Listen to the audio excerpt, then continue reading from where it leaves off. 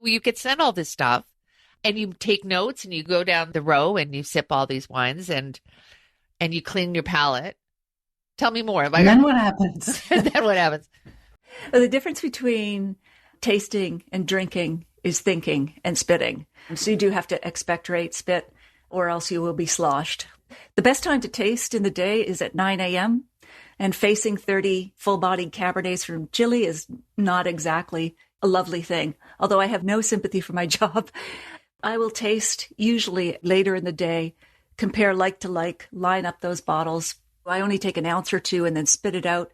I recork all the bottles and pass them on to other sommeliers or writers here in the community so that the wineries who are sending me samples will get more than one review.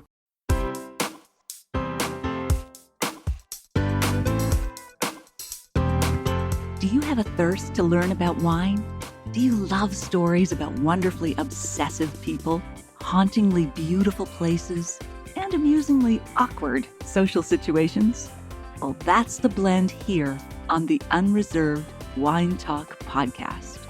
I'm your host, Natalie McLean, and each week I share with you unfiltered conversations with celebrities in the wine world, as well as confessions from my own tipsy journey as I write my third book on this subject.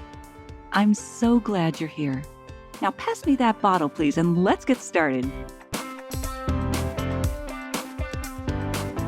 Welcome to episode 257. What might surprise you about rosé wine? Is being a supertaster really an advantage in the wine industry? And do you feel you might be drinking a little too much wine? In today's episode, you'll hear stories and tips that answer those questions in our chat with Wendy Mesley, former CBC anchor for The National, and Maureen Holloway, former host of CHFI's morning show, who together now host the popular Women of Ill Repute podcast. I love that title.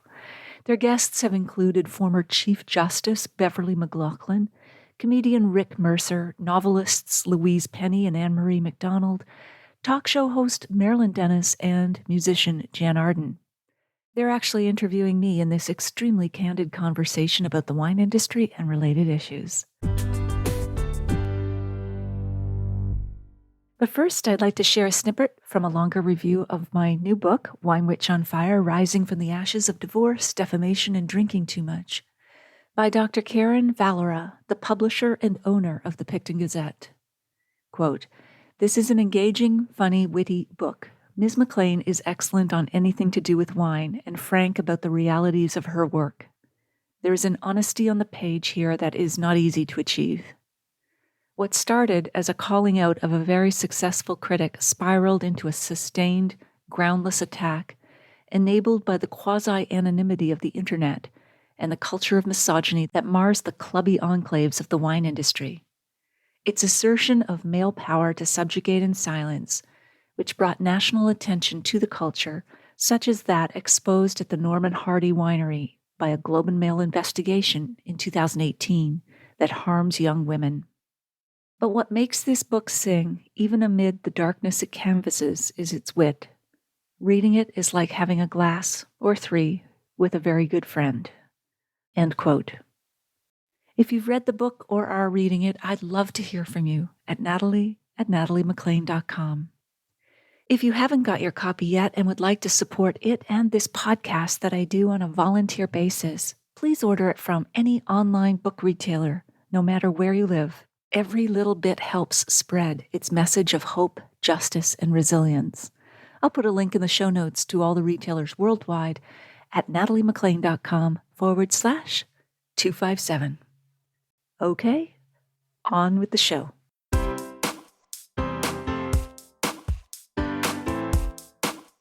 Well, I may not know a lot about wine, but I do know what I like. So, what do you like? Wine. Yeah, well, simple. Me too. Orange wine, red wine, white wine. I like everything. Maybe too much. Or there's that study. According to that study, I don't. What's la that study? No, I don't want to hear about that study. But I will admit to spending a significant portion of my grocery dollar on wine. So fess up then. How much do you How drink? much do I drink? Yeah. I mean, no. I'd rather tell you how much I make or how often I have sex, actually. Really? Yeah. Not enough. It's a running theme. So anyway, our guest this week, she actually knows a lot about wine, the wine industry, sort of a fair amount about journalism, a lot about marketing, and particularly how it targets women. We're talking to Natalie McLean, who's author of a highly successful newsletter, as well as several books about wine, including a brand new one called Wine Witch on Fire. And although it seems that she has a dream job, she had a terrible experience within the industry that kind of mirrors what happened to you, Wendy, when you left the CBC. Yeah, we're going to go there. Yeah. We're going to talk a little bit about that. Yeah, we are. Just a little. We are going to talk about my time at the CBC, but mostly we're going to talk about how sexism is in the wine industry, what a wine taster actually does, and how much is too much. And while we have her, we're going to get some tips, I hope, like what to look for in a less expensive wine or what wine goes with artichokes. What? With artichokes? Yeah, that's a tough pair. You really eat that many artichokes? Like, really? I like artichokes. All right. With no further ado, Natalie McLean, thank you for putting up with that intro. It was really nice to see you out in your field there. It's great to be here, Wendy and Mo. I think we could have this conversation over a glass or two. You seem like my people, my wine people. We have, honestly, Wendy and I have a lot of conversations over a glass or three, but not usually while we're doing the podcast. But I mean, we could start at any time. Yeah. So in the background, there's this vineyard or something. So are you, you're like obviously outstanding in your field. Where are you? I'm a field reporter. Yeah, that's a painting from California. And I did get permission from the artist to use it as my backdrop. Yes, I've learned a lot in the last 10 years. Oh, wow. But yeah, it's the old Inglenook Winery. It's now the Francis Ford Coppola, where you can go see all the movie memorabilia and that sort of thing in his winery. Oh, well, that's nice. Yeah. I want to get this out of the way because I must admit, like, I knew you were a wine reviewer and I sort of knew about that, but I didn't know until I read the book. It's about drinking, it's about divorce, but it's also about defamation. That's in the title. Oh, the 3 Ds. Yeah. Yeah, all the dismal Ds. The publishing team said you cannot have delirium, destitution, or diarrhea. That would sell a lot of books. So anyway, I was kind of struck by the parallels, and then I thought, let's just ignore this because I hate bringing my story about what happened at the CBC and so on onto the podcast. But is it okay if we talk about that? Mm-hmm. So, yeah. So, I mean, your thing was not to go deeply into the weeds. Your thing was basically, you quoted a bunch of other people's reviews and you didn't properly cite their references and their backgrounds and so on and so forth. Mine was a lot more complicated. I used the N-word. I should never have used the N-word. I used the whole word, but it was with a bunch of colleagues and it was not used in a derogatory term. This is important to point out. You were actually quoting the title of another piece that you guys wanted to explore. So yeah, well, George Floyd had just been killed and by the police, and it was a very emotional time. And I hurt people. I should not have used that word, and I apologized immediately. We can get into that because you sort of apologized without apologizing. So it was just it blew up, and I sort of expected that the CBC would come to my defense after punishing me, which they should have. Anyway, your situation, that like the whole thing like blew up, and overnight. I got completely trashed. You got completely trashed, but you handled things differently. First of all, you actually had a lawyer, which I never had, and the lawyer told you, whatever you do not apologize. So I just how did you figure out how to get out of that hole? Sure. So sorry is the most expensive word in the English language because it admits guilt and it can be used litigiously against you. I didn't go to journalism school, and this isn't excuse number one, but I just was so naive. This was back in 2012, kind of the heyday of aggregators. So Huffington Post and Rotten Tomatoes and so on. And when I started quoting these reviews that were actually on the LCBO, the government liquor store site for Ontario, it was because I'd noticed some other sites doing it. Anyway, I'm a glass half full kind of gal. So I thought, I'm not going to ask them to take down my reviews. I'm just going to do it too, because doesn't that provide more context for a wine? Somebody else's opinion in addition to mine. Wrong. So the legal advice I got was that I was within the bounds of fair use. Well, it's called fair dealing in Canada. It's good if we don't go down the legal rabbit hole, because this will get very tedious. We'll never get out. Yeah, this will be your lowest rated podcast ever. But it didn't matter what the legalities were, or that, I offered to fix them or whatever. It was the accusation ignited literally a bonfire. And then it just spiraled from there to other websites and newspapers around the world, from the South Africa Times to the New York Post. It was crazy, all within the span of like 24, maybe 48 hours. So we didn't talk a lot about cancel culture back in 2012, but I think I can speak from experience what it's like. And even when you try to jump in and do any explaining, you add fuel to the fire. So, whether you explain, it goes wild. Whether you don't explain, then they say, hey, she's like not answering the accusations. I found that so interesting, because you chose to fight back. So you gave interviews, and you told people that you had made a mistake and that you were going to fix it. But you also kind of told people to screw off. Whereas I'd worked at CBC for 40 years, and it took a year of being investigated. And during that time, I just thought, they're going to want me back. I've been here for 40 years. I made a mistake. I hurt people without ever meaning to, but they're going to want me back. They didn't want me back. They were perfectly happy to feed the trolls, and then the trolls take over. And as you say, like in your case, the trolls, they went crazy, including some of your colleagues. They went crazy. It was unbelievable. I looked at the whole thread of after when all this broke. Then what was the day after Christmas, or it was a week before? It was just a week before. My nightmare before Christmas. Yep. Yeah, and it was just the vitriol and the piling on. Yeah, and I think it's sort of the false fellowship of hating the same person. People want to be part of something larger, and so they'll find some cause, whether for good or bad. But there's some sort of beyond herd mentality that takes over online. And I think it's made even worse these days with bots encouraging people to get bolder and bolder, with what I call their keyboard courage. So it is really hard to stop. You can't stop it. The only thing you can hope for is it dies from lack of oxygen, or they find the next person to go after. Which they do, which it does, and they do. They always do. And that's how mine ended. Yeah. Yeah, it's interesting what it does to friends too. Like I had a very, very close friend who, 2 years after the fact said to me, Wendy, I'm really sorry. I should have stood up for you more than I did, because so many people thought, well, nobody's talking about it because I didn't talk about it for a year. You did. You gave interviews. You were public.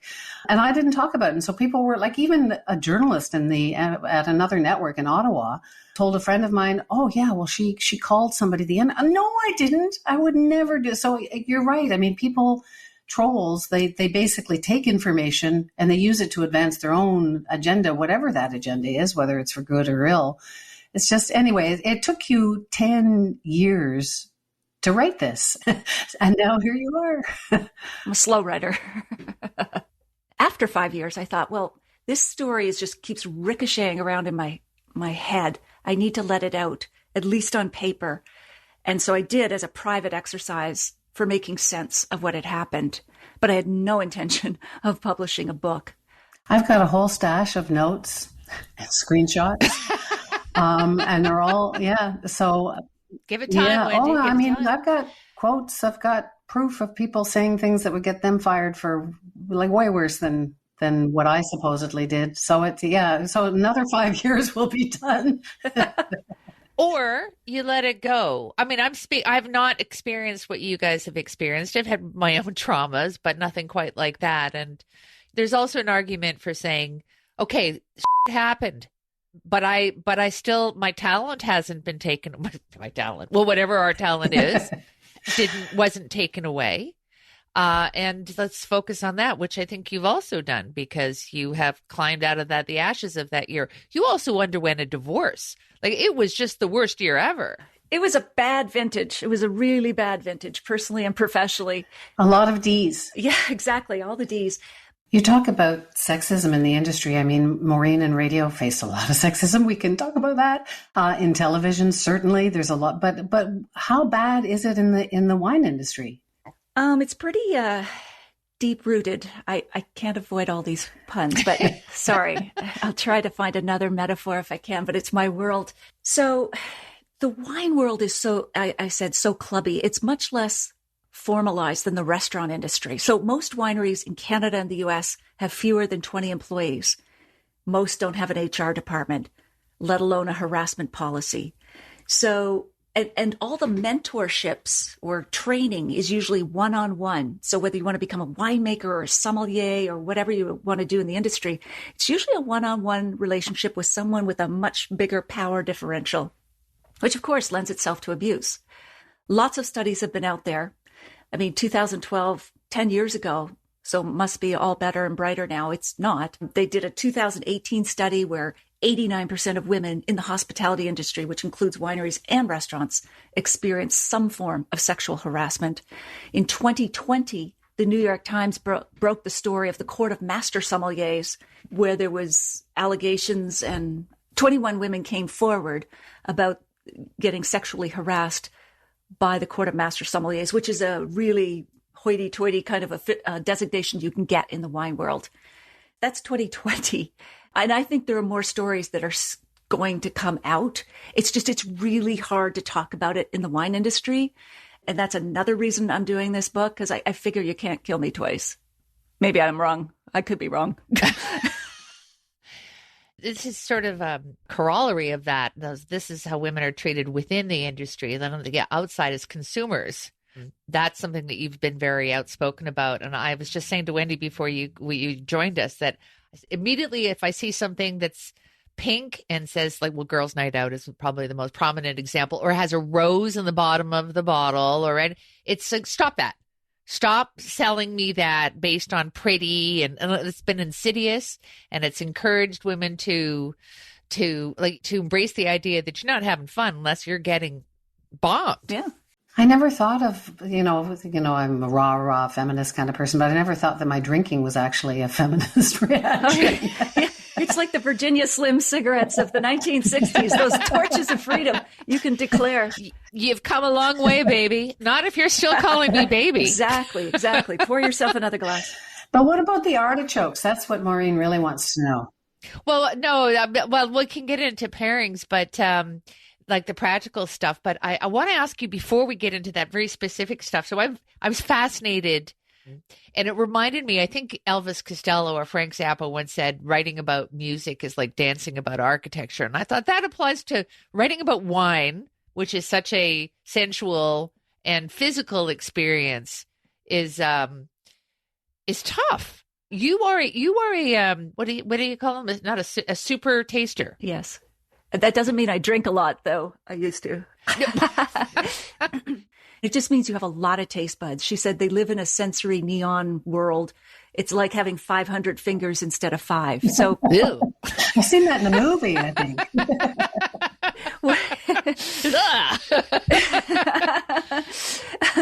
So very attuned. Yes. Well, that's what we say anyway. Very attuned. Very attuned. So can you not be a sommelier if you're not a super taster? Oh, sure. You can be definitely you can be a sommelier, you can be a wine writer and so on. It's not a prerequisite. And in fact, some would argue that it can work against you sometimes because you will come across a very big wine, a full-bodied, lots of oak, lots of alcohol. And it's just like, turn it down. It's like the guy who's too loud at the bar. It's like, you don't want to take that one home. But you have to recognize like there's a broad spectrum of palates. And so when I review wines, I'm reviewing it for people who love full-bodied wines. You love this wine, that kind of thing. Yeah. I was fascinated to hear about the setup that you have. So you've got cases of wine all over your house that people send you, and you try to taste 30 bottles a day. So I have two questions. is there a lot of spitting? And secondly, what happens to all the open bottles? And do you need any help with that? Can we come? I guess that's 3 questions. Yeah, recycling day here is just an embarrassment on the street with the crowds fighting. Well, it is here too, and I'm not. I hide my blue box, but tell me so you could send all this stuff. How? And you take notes, and you go down the row, and you sip all these wines, and you clean your palate. Tell me more. And then what happens? Then what happens? Well, the difference between tasting and drinking is thinking and spitting. So you do have to expectorate, spit, or else you will be sloshed. Like the best time to taste in the day is at 9 a.m. And facing 30, full-bodied Cabernets from Chile is not exactly, a lovely thing. Although I have no sympathy for my job. But yeah, I will taste usually actually later in the day, compare like to like, line up those bottles. And then what I do, I only take an ounce or 2 and then spit it out. I recork all the bottles and pass them on to other sommeliers or writers here in the community so that the wineries who are sending me samples will get more than one review, of course. So we're not being invited over, I guess, Maureen. Yeah. No, sadly, my friends looked like, oh, is that what you do with them? Oh, okay. Oh, yeah. Oh, well. I guess so what about the artichokes? Oh, yeah. So yeah, pairing. You have a knack for pairing, like unparalleled. It's my superpower. So artichokes, getting to the heart of the matter. So I come from Nova Scotia, so it's all about puns and cannot help myself. Anyway, so artichokes and asparagus both produce a natural organic compound called cynarin, which tastes very bitter. So what happens is that after you eat artichokes, everything you eat and drink after that is going to taste sweeter by comparison. So that really wreaks havoc on wine, especially if you have maybe even an off-dry, just a little bit of sweetness in your wine. It's going to taste really cloying and sweet. So the answer or the recommendation I give is to go with a really bone-dry white wine. So it's going to bring up the fruit, make it taste a little sweeter, but not cloying. And, your taste buds will be happy and your artichoke will be tasting better as well. Good to know. So we've debunked the only red with red meat and only white with chicken wine. That we've broken down those barriers, I guess. But with or rosé? Oh yes, rosé all day. Although I'm supposed to be talking moderation after this book, or else I haven't learned anything. Or we won't. Rosé is a beautiful wine. Just love it. So we have to forget the 1970s, 80s, sweet, cloying, syrupy, pink stuff. Today's rosés are beautiful. They could be bone dry. Not that they have to be bone dry to be good, because we shouldn't be doing any wine shaming with people who like sweet wine. Can we stop doing that? But rosé I love because it has all of the flavor of a red wine often. It's a baby red, isn't it? I mean, a lot of people have no idea what rose is. Some people think it's red and white poured together, which... Yeah, that would be the cheap way. Yeah. But the good way is that you grow good red grapes, and it's called saignée, or bleeding, which doesn't sound good, but it's the runoff, the lighter pink juice from the first crush of the grapes. So it's got all that flavor, but none of the heavy tannin, oak, and alcohol. Well, I have a quote for you, and it's from somebody who makes bread for a living. And it's, I don't know who it's originally from, but it's everything in moderation. Including moderation. Yeah. Including moderation. Yes. Exactly. So I think we should apply that to drinking. So, so you're like a spitter now, right? Like you used to drink a lot, and now you drink just a little? Yeah, that's got to be tough. That has got to be really tough because you can't not drink. That's your job. And I would also, while we're on the subject of tasting and spitting, I mean, do you get the full effect if you don't swallow? And by the way, if you're just joining us, we're talking about wine. It's a good question. So there's 5 aspects to tasting wine: the sight, the smell, the feel, the body, and the finish. The finish is how long after you swallow does that impression last. 5 seconds is considered long, as in finish. All sensual pleasures, I think. Longer is better. But anyway, or 1 to 2 seconds is short, 3 seconds medium. I know that sounds really technical, but it's basically, is it still coming back to you like a good memory smell wise? Yeah, it is hard to evaluate the wines. You are absorbing through your soft tissue of your mouth anyway. But, if you really want to be exact, you would let a small trickle go down. But, when you're tasting 30 wines and so on, you really, I have to watch it in terms of, how much consuming. Yeah. Barnyard, and I love Barnyard. Yeah. Fruit salad. So how much of it is BS? Because, it's like dandelion this and dog poo this and yeah, like some of that stuff is like, yeah, you went to school and whatever. and some of it is, oh yeah, no, I do taste the cherries or I do. But I don't know. Who comes up with all that stuff? And is it all true? You can tell us. Top secret. Okay. Just between us then. Lean in here. Okay.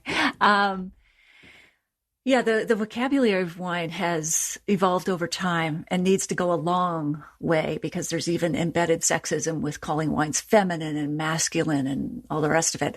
But when it comes to this fruit salad stuff, I think that is, wine succeeds where words fail because wine is a sensory experience and it's hard to trap that in words. So people are trying and struggling with all of these descriptors. But, when I teach my online courses, I tell my students, just smell everything in your world around you. When you cut open fruit or vegetables, that's when it's most pungent. Smell it. Develop a smell vocabulary. We live in a world that really, we've attuned our visual sense and our auditory sense, but we've lost our sniffer sense that we used to have to avoid dying. So smell everything. Smell the leather furniture. Just don't let anybody see you doing it. Smell the cinnamon on your toast. I'm practicing for my wine course. But you have to develop your own vocabulary. One course that I taught, this woman said, well, that smells like the Dallas airport.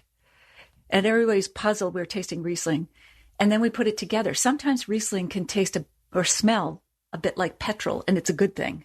So she's smelling the jet fuel. Another one said, that smells like my son's gerbil cage. We don't read that on the bottle. No, you don't. But it's a whole lot more realistic. Was it cedar? Yes, the wood chips from the gerbil's cage. So yeah, you can be real about these descriptors. You don't have to get all fancy. And it's about developing your own smell vocabulary so that you heighten your own pleasure. I think what we appreciate or what we understand, we can appreciate a bit more. But it's okay. If you don't want to, just drink the wine. Don't think. So just saying, I sometimes say to my husband something as profound as, it smells like dog poo, but in a good way. In a good way. Well, like like manure. There's that sort of earthy smell. Yeah, manure. That's that barnyard thing. Yeah, absolutely. And it's a common characteristic or aroma in great Pinot Noir. Some people don't like it for obvious reasons. Sometimes it's caused by Brettanomyces, which is a bacterial infection, but some people actually like it. So it just depends on your taste. I know it's weird, olfactory. I love the smell of markers and gasoline. That. Oh, me too. Yeah. Gasoline.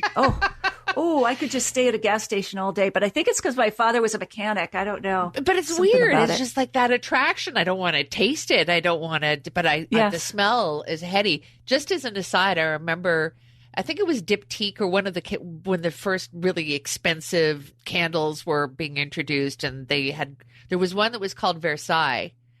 And I smelt it, and I said to the person, I think it was at Liberty in London, and I said, this smells a little bit like pee. And she said, well, it's funny that you should say that because it's expensive pee. It's very expensive. But she said Versailles, they used to pee behind the tapestries. And so that smell, I know, well, they didn't have plumbing. And so that smell is sort of imbued in the wood so if you go to Versailles, the distinctness from that. And so they put that in the candle. And I'm like, wow, that's crazy. I didn't buy it. You should be a sommelier. I mean, if you could smell the pee.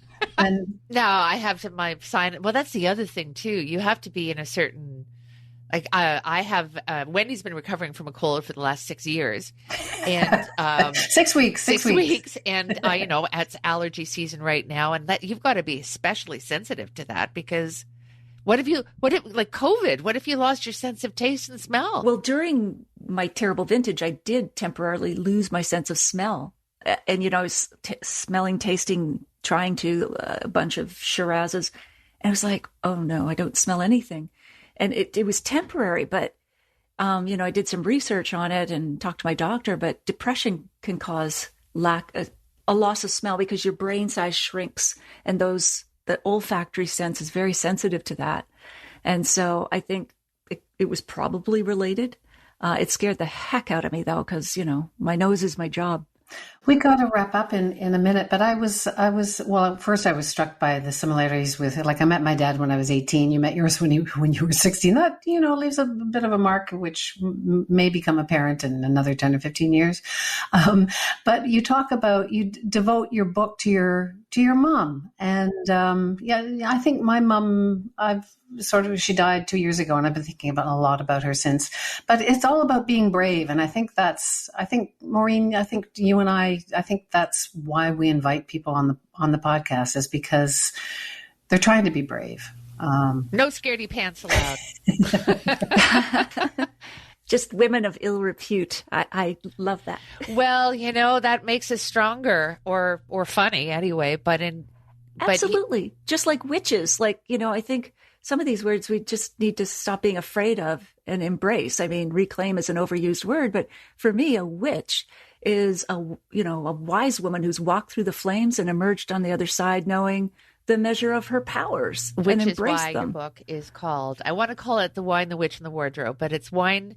I do. It's Wine Witch on Fire. Yeah. And are you going to be doing a book tour, or is it? I am. So there's always books and bottles. No, she's in the field. She's in the field. She's outstanding in her field. Yeah. I'm in the field.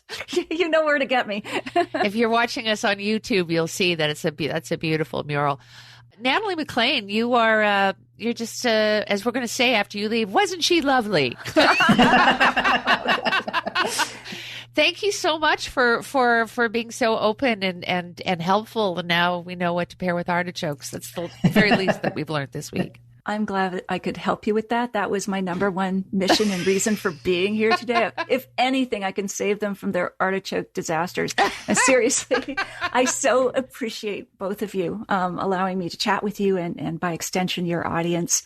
I have binge listened to all of your episodes and absolutely love your take on life and would love to have a glass of wine with you sometime. Oh, that's almost certain to happen. And your newsletter, just to subscribe, just go to nataliemaclean.com. Yep. And sometimes people find that hard to spell. There's many ways to spell it. So I've also got the URL right now, winewitchonfire.com.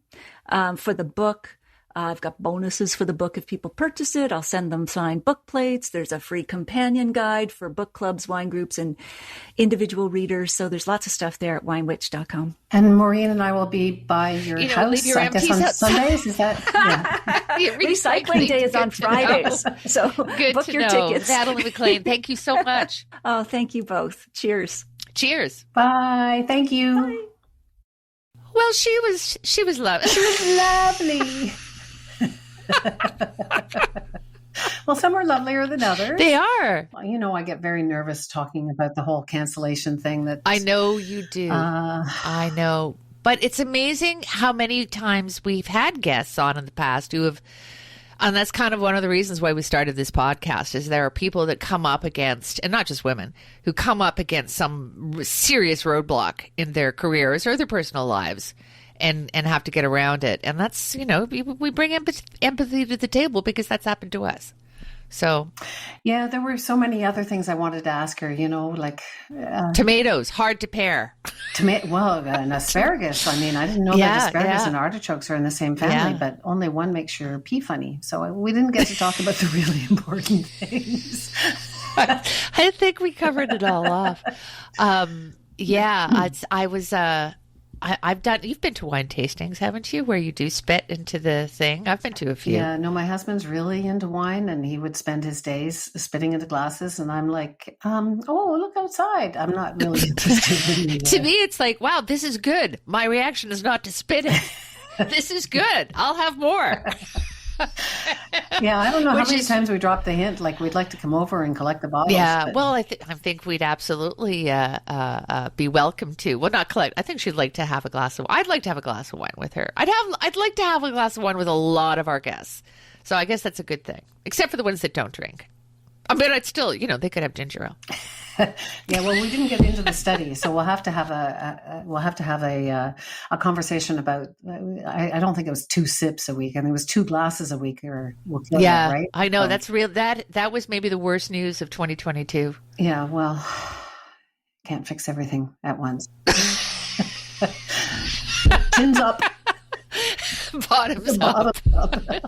Cheers. Bye.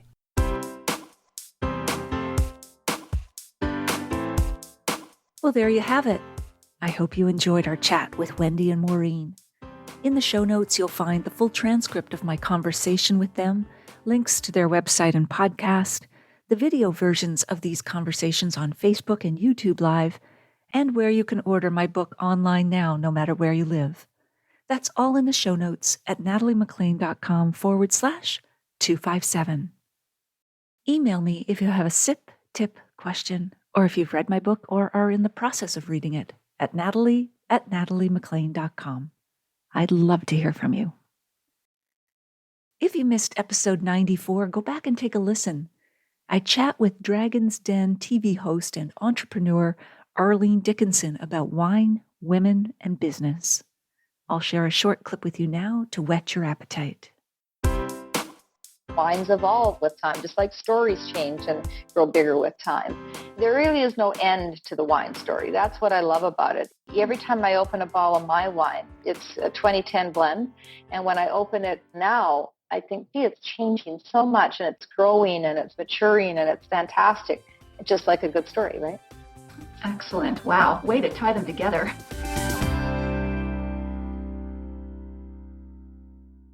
If you like this episode, please email or tell one friend about it this week, especially someone you know who'd be interested in the wines, tips, and stories we shared. You won't want to miss next week when we chat with Anna Brittain, the executive director of the Napa Green program, to chat about how wine can make a positive impact on the environment. Thank you for taking the time to join me here. I hope something great is in your glass this week. Perhaps a refreshing rosé, or one that has a little age and wisdom in it.